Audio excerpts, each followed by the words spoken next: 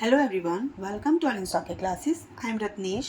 तो आज हम लोग सॉल्व करेंगे एक्सरसाइज 7.6 के क्वेश्चन नंबर 16 से लेकर क्वेश्चन नंबर 20 तक। और यहाँ पर ये क्वेश्चन सेम पैटर्न के हैं, इंटीग्रेशन बाय पार्ट्स ही चल रहा है। ठीक है, बस यहाँ पर क्या है, e raised to power x के फॉर्म में ये वाले क्वेश्चन होते हैं, ये बहुत ईजिली सॉल्व हो जाते हैं। ओके, पैटर्न है इनको सॉल्व करने का। क्या है, इंटीग्रेशन बाय पार्ट यूज़ नहीं करेंगे। इंटीग्रेशन बाय पार्ट्स आपको लग रहा होगा कि ई रेज़्ड पावर एक्स है, इसका मल्टीप्लाई करेंगे जब आप दोनों टर्म्स में, तो ये हो जाएगा आपका e raised power x sine x plus e raised power cos x. ठीक है, तो आपके दो फंक्शंस आ जाएंगे प्रोडक्ट के फॉर्म में, एक ये यहाँ भी बाय पार्ट यूज़ कर देंगे, यहाँ भी बाय पार्ट यूज़ कर देंगे। क्वेश्चन सॉल्व तो उससे हो जाएगा, लेकिन क्वेश्चन हो जाएगा लेंदी। ठीक है, लेकिन इसको सॉल्व करने के लिए हमारे पास एक पर्टिकुलर फॉर्मूला है। जब मैंने आपको इस एक्सरसाइज का कॉन्सेप्ट समझाया था तब लिखवाया था। ओके, यहाँ भी एक बार समझा देते हैं।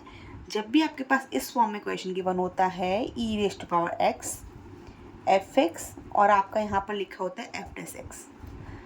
Okay, then d x is equal to, आपको आंसर क्या मिलता है? आंसर मिलता है e raised to power x f x plus arbitrary constant c. ये होता है सिंपली आंसर। और ये क्वेश्चन तो बहुत इजी है, आपको साफ साफ देखते ही पता चल रहा है। ये एफ एक्स लिखा हुआ है, ये एफ डैश एक्स लिखा हुआ है, तो इसका आंसर क्या हो जाएगा? E raised to power x f x plus c, मतलब e raised to power x sine x आएगा प्लस सी। ओके, बहुत इजीली सॉल्व हो जाएंगे ये वाले क्वेश्चंस। ठीक है, जब भी आपको e raised to power x के फॉर्म में कोई भी क्वेश्चन दिखता है जिसको आपको सॉल्व करना है, और वहाँ पर आपको ऐसे दो फंक्शंस दिख रहे हैं जो एफ एक्स लिखा हुआ है, एफ डैश एक्स लिखा है, then you can easily apply this format. Okay, बहुत ईजिली क्वेश्चन सॉल्व हो जाते हैं। हम इसी को अप्लाई करेंगे। हम लिखेंगे since f x is equal to, क्या गिवन है आपको? Sine x. एंड साफ साफ पता है, जैसे ही आप एफ डैश एक्स करोगे आपको मिल जाएगा कॉस एक्स। तो आपको पता चल गया, एफ एक्स तो ये लिखा हुआ है, एफ डैश एक्स ये लिखा हुआ है, तो इसका आंसर क्या होगा? ठीक है, तो हम लिखेंगे the given question is in the form of, the given question is in the form of, कौन सी फॉर्म है आपकी? Integration of e raised to power x f x plus f dash x d x. Okay, तो इसका answer क्या हो जाएगा? E raised to power x f x plus C. Okay, therefore e raised to power x sine x plus cos x d x is equal to, बहुत easily आ जाएगा। क्या आ जाएगा? E raised to power x f x आपका क्या लिखा हुआ है? एफ एक्स क्या है? साइन एक्स है, आपने साइन एक्स लिख दिया plus arbitrary constant C, this is your answer. ठीक है, बहुत ईजिली सॉल्व हो गया। ये बहुत ईजी क्वेश्चन था। ठीक है, अब क्वेश्चन नंबर 17 करेंगे। क्वेश्चन ईजी सारे ही हैं। ठीक है, बस थोड़ा सा आपने कुछ कॉन्सेप्ट लगाने होंगे, कुछ सोच कर करना होगा। ये सीधा सीधा हो रहा था। ठीक है, चलिए नेक्स्ट क्वेश्चन देखते हैं। नेक्स्ट क्वेश्चन ले लिया है क्वेश्चन नंबर 17। ठीक है, बुक में तो लिखा हुआ है x upon 1 plus x square e raised to power x, यहाँ लिखा हुआ है, लेकिन आपने जैसे ही लिखा देखा यहाँ पर ई रेज़्ड टू पावर एक्स लिखा हुआ है। अब आपको यहाँ डायरेक्टली नहीं दिख रहा है कि ये एफ एक्स है, ये एफ डैश एक्स है, तो इसको हम सॉल्व करेंगे। जब भी आपको इस टाइप से इंटीग्रेशन प्रॉब्लम मिलती थी तो आप क्या करते थे? प्लस माइनस 1 करके आप सॉल्व करने की कोशिश करते हो ना। ठीक है, क्योंकि पार्शियल फ्रैक्शन तो आप यहाँ लगा नहीं सकते क्योंकि ई रेज़्ड टू पावर एक्स लिखा हुआ है। ओके, देन हम इसको फर्दर सॉल्व करेंगे। जैसे ही सॉल्व करेंगे तो देखते हैं क्या मिलता है।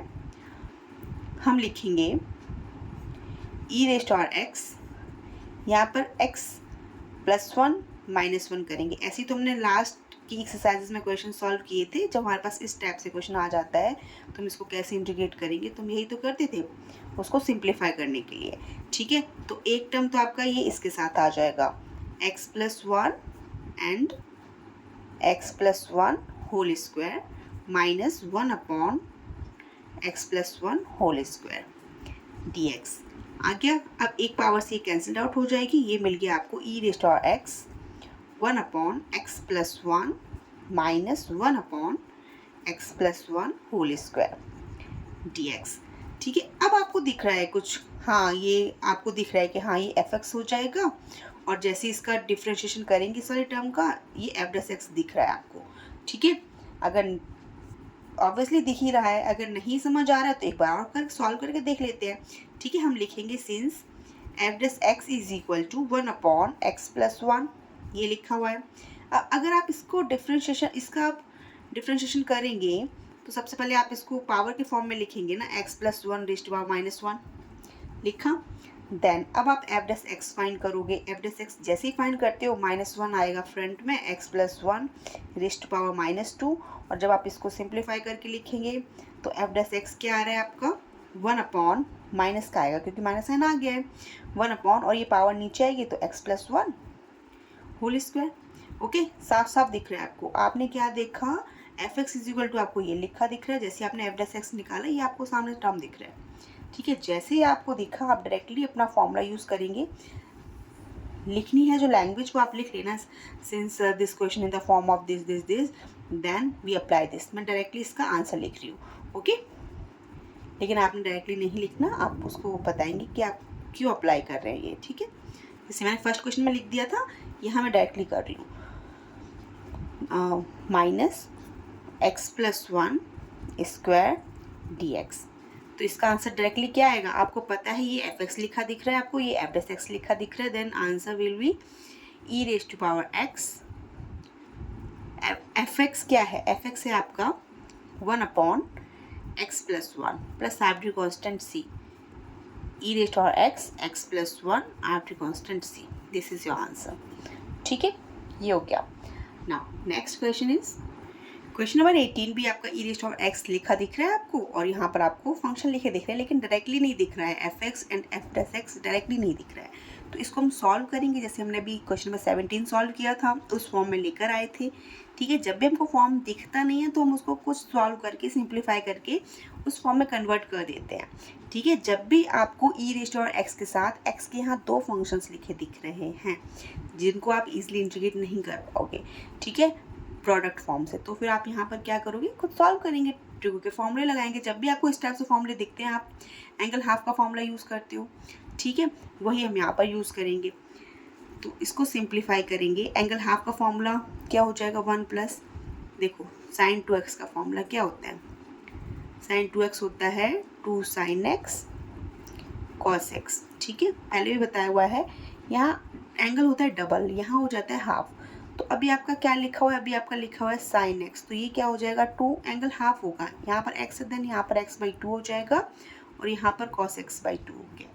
ठीक है, तो बस 1 तो एज इट इज़ रहने दिया, हमने साइन एक्स के प्लेस पर क्या लगाया 2 sine x by 2 cos x by 2। यहाँ कुछ और फॉर्मूला अप्लाई कर नहीं सकते हैं, कर भी सकते हैं तो लेंथी हो जाएगा, हम एंगल हाफ का यूज़ करते हैं। क्यों, क्योंकि आपको जैसे यहाँ पर 1 प्लस कॉस के फॉर्म में दिखता है, तो cos 2x का फॉर्मूला जिससे आपका ये 1 एलिमिनेट हो जाएगा वो कौन सा होता है 2 cos स्क्वायर x माइनस 1। इससे आपका 1 एलिमिनेट हो जाता है। जब भी आपको 1 प्लस या 1 माइनस का फॉर्म cos के साथ दिखता है तो आप एंगल हाफ का फॉर्मूला ही यूज़ करते हैं, उससे टर्म्स कुछ ईजी हो जाते हैं। ओके, तो यहाँ पर 2 लिखा हुआ है 2x, देखो यहाँ पर एंगल हाफ हो गया यहाँ, बट आपको यहाँ पे cos x लिखा दिख रहा है, तो आप cos x लिखेंगे 2 cos square x by 2 minus 1, इसको यूज़ करेंगे। इससे आपका -1 एलिमिनेट हो जाएगा। जैसे ही -1 एलिमिनेट होगा तो आपका सिंगल टर्म बचेगा डिनोमिनेटर में, देन सॉल्व होने के कुछ चांसेस हैं। ओके, ना हम अप्लाई कर देंगे 1 as it is plus 2 cos square x by 2 minus 1, इससे आपका 1 एलिमिनेट हो गया। Then e raise to power x 1 plus 2 sine x by 2 cos x by 2 upon 2 cos square x by 2 dx। ठीक है, अब देखो, अब आपको लग रहा है कि हाँ इस two cos square x by 2 को आप इसके साथ पुट करेंगे, इसके साथ पुट करेंगे, कुछ सॉल्व होते दिखेगा और शायद से आपका F x plus f dash x बन जाए, है ना, क्योंकि ट्रिगो है, सॉल्व हो जाएगा बहुत ईजिली। ये 1 upon 2 cos square x by 2 plus 2 sine x by 2 cos x by 2 upon 2 cos square x by 2 dx। यहाँ देखो, इससे तो ये कैंसिल आउट हो गया, एक पावर से cos x by 2 cancel out हो गया। ये आपका बन गया e raise to power x 1 upon 2 cos square x by 2 को ऊपर ले जाएंगे तो ये बन जाएगा sec square x by 2। Formula apply कर लेंगे। ठीक है, प्लस यहाँ पर sin x/2 upon cos x/2 है, देन ये बन गया आपका tan x/2 dx। अब आपको साफ साफ दिख रहा है क्या? जैसे ही आपने ये देखा आपको पता चल रहा है कि हाँ हमारा यहाँ पर fx और f' दिख रहा है। क्यों दिख रहा है? क्योंकि tan x, अगर आप tan x को fx लोगे, अब ज़रूरी नहीं है कि फर्स्ट वाला ही fx होगा और सेकंड वाला f' होगा, वो आप अपने अकॉर्डिंग चेंज कर सकते हो। ठीक है, चेंज का मतलब है आप साइन चेंज नहीं करेंगे, वैल्यूज़ को आगे पीछे ले जाओ, कोई फ़र्क नहीं पड़ेगा। ठीक है, क्यों? क्योंकि आपको साफ साफ दिख रहा है इसको तो आप fx नहीं ले सकते, आप fx लोगे इसको, क्योंकि tan x का डिफ्रेंशिएशन होता है sec²x। तो tan x ये लिखा हुआ है, यहाँ sec²x लिखा हुआ है, एंगल हाफ है तो वो हमारे डिफ्रेंशिएशन के कॉन्सेप्ट के अकॉर्डिंग कैंसिल आउट हो जाएगा। तो tan x का डिफ्रेंशिएशन क्या होता है? sec² होता है। तो आपको पता चल रहा है कि ये शायद से आपका fx है और ये आपका f' है। ओके, बस हम अब सॉल्व कर लेंगे इसको। हम क्या करेंगे, since fx is equal to, आपने क्या ले लिया, tan x/2, एंड इसी का आप जब डिफ्रेंशिएशन करेंगे तो tan x का डिफ्रेंशिएशन क्या होता है? sec², लेकिन एंगल है आपका x/2, लिख लिया। x/2 को आप अगेन डिफ्रेंशिएट करोगे तो आपको क्या मिलेगा? 1/2। देखो साफ साफ जो यहाँ f' लिखा दिख रहा है वही तो है, 1/2 sec² x/2। ठीक है, यही तो है। fx आपने ये लिया इसको, एंड f' आपको ये मिल गया लिखा हुआ। ठीक है, ये fx है। Then again you can use same formula. ठीक है, since question in this form of this then you can use this equal to this. वो आप लैंग्वेज है लिख लेंगे, मैं डायरेक्टली लिख रही हूँ। e⁻x, ऐसा करते हैं tan x/2 को पहले लिख लेते हैं, plus 1/2 sec² x/2 dx equal to, this is equal to, आपको जैसे फॉर्मूला अप्लाई करोगे तो क्या मिल जाता है? fx e⁻x, fx क्या है? tan x/2 plus arbitrary constant c मिल गया आपको। This is your answer. ठीक है, देखा आपने कितनी जल्दी, बहुत इजीली, आसानी से सॉल्व हो गया। बस आपको यहाँ पे ट्रिगो के फॉर्मूले को ब्रेक करना आना चाहिए, कैसे आप उसको मॉडिफाई करोगे, कैसे सिंप्लीफाई करोगे, then you can easily integrate any question. ठीक है, आराम से इंटीग्रेट हो गया। हमने यहाँ पर एंगल हाफ के फॉर्मूले यूज़ किए, कैसे किए मैंने सबको समझा दिया यहाँ पर 1 by 1। देन हमने टर्म्स को सेपरेट कर लिया, ये fx आ गया था, ये f' आ गया, हमने फॉर्मूला अप्लाई किया, आंसर आ गया।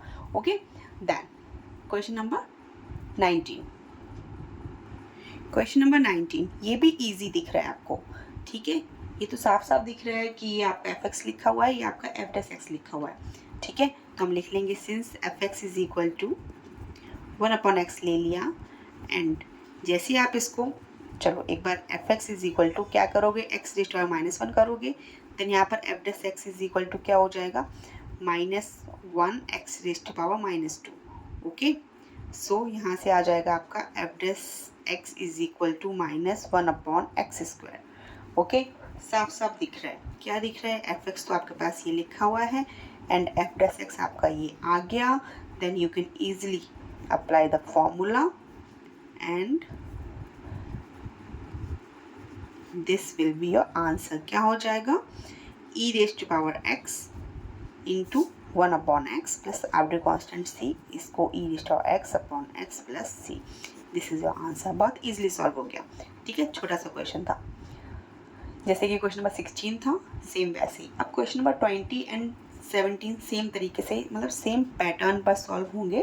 तो एक जो हम दो तरीके सेम पैटर्न के दो क्वेश्चंस कर लेते हैं तो कॉन्सेप्ट माइंड में फिट हो जाता है, समझ आने लग जाता है। ठीक है, हो सकता है क्वेश्चन नंबर 17 उस टाइम समझ ना आया हो, लेकिन अब आ जाएगा। ठीक है, चलिए क्वेश्चन नंबर 17 को मैंने फिर से उसी फॉर्म में लिख लिया है। बुक में तो आपका लिखा हुआ है x-3 e⁻x upon x-1 e⁻3। Okay, ये लिखा हुआ है। हमने जैसे इसको लिखा देखा, जब भी हम टर्म्स को ऐसे लिखा देखते हैं, इंटीग्रेट तो हम नहीं कर सकते इसको, लेकिन हम सिंप्लीफाई करने की कोशिश करते हैं। बहुत अच्छे से सीखा हुआ है लास्ट की एक्सरसाइजेज में। क्या करेंगे इसमें हम, x-3 दिख रहे हैं ना, x अपॉन में आपके पास -1 है। क्वेश्चन नंबर 17 में आपके पास x के साथ कुछ नहीं था तो आपने +-1 किया, तो अपॉन में वहाँ x+1 था तो वो सॉल्व हो गया। लेकिन यहाँ पर आपका x-1 दिख रहा है और ऊपर भी आपके पास x-3 है। तो इस कंडीशन में आप क्या करोगे, 3 को ब्रेक डाउन कर लोगे। किस तरीके से? x minus one minus two upon x minus one raised power 3 dx। कर लिया। अब आपको साफ साफ दिख रहा है ये वाला टर्म तो इसके साथ आ जाएगा, माइनस के साथ ये आ जाएगा, है ना। तो ये हो गया आपका e raised power x minus one upon x minus one whole cube minus two upon x minus one whole cube dx। Okay, now e raised power x, इससे एक पावर कैंसिल आउट हो जाएगी, ये बचेगा आपके पास x माइनस वन का whole square minus two upon x minus one power 3। अगर आपने डिफ्रेंशिएशन बहुत अच्छे से किया हुआ है तो आपको साफ साफ दिख रहा है ये fx लिखा हुआ है, ठीक है। पावर को जैसे सॉल्व करेंगे आपका x cube x minus one raised power 3 आ जाएगा और 2 भी आएगा, ठीक है। तो आपको साफ साफ दिख रहा है ये fx है और ये आपका क्या है f डैश x है। तभी बोलते हैं कि डिफ्रेंशिएशन अच्छे से सीखो जिससे कि इंटीग्रेशन में आपको हेल्प मिलेगी, ओके। क्योंकि डिफ्रेंशिएशन अप्लाई होता ही है कहीं ना कहीं। तो हमने क्या किया, आपको साफ साफ ये fx दिख रहा है, ये f डैश x दिख रहा है। कर भी लेते हैं, सॉल्व कर लेते हैं। Since fx is equal to आपने क्या ले लिया x minus one whole square, इसको आप ऐसे भी लिख सकते हैं fx is equal to x minus one raised power minus two, okay. ऐसे तो करते थे। नाउ f डैश x निकालेंगे, जैसे आप यहाँ पर f डैश x इसका, ठीक है, तो आ जाएगा minus two x minus one raised power minus 3। इसको सिंप्लीफाई करके लिखोगे तो minus two upon x minus one raised to power 3, okay. तो आपको क्या मिल गया, ये f डैश x मिल गया। f डैश x ये लिखा हुआ है, साफ साफ आप कह रहे हो यस मैम, है ना, और fx ये था, मिल गया, सॉल्व हो गया question, okay. Now you can again right the same statement like this question in the form of this and this, so fx is this, f dash x is this, so this equal to this, ठीक है। मैं directly लिख रही हूँ e raised power x one upon x minus one whole square minus two x minus one whole cube dx, okay. इस form में लिखा हुआ है क्वेश्चन, आपको बहुत अच्छे से पता है ये fx है, ये f dash x है, then you can easily apply the formula। and what is the formula? Formula is e raised to x fx। fx क्या है आपका, one upon x minus one raised to power 2 plus arbitrary constant c। Simplify करके लिख लेंगे e raised to x minus one whole square plus c। This is your answer, okay.